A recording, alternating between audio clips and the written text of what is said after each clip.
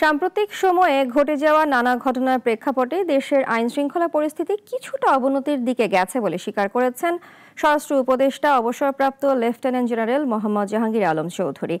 রাজনৈতিক দল থেকে দূরে থেকে পুলিশ সদস্যদের নির্বাচনে দায়িত্ব পালনের নির্দেশনাও দিয়েছেন তিনি।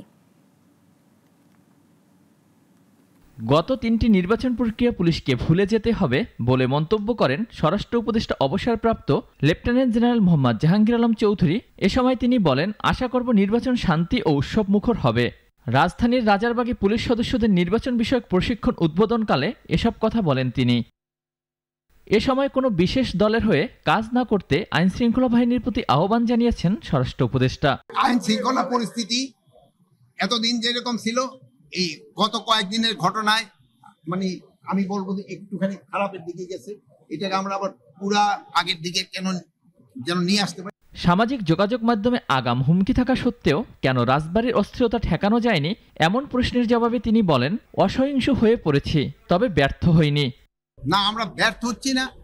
এখন যারা এটা মানে যে জিনিসটা করছে, একটা জিনিস আপনার খেলতে আমরা কিন্তু খুব অসহিষ্ণু হয়ে গেছি।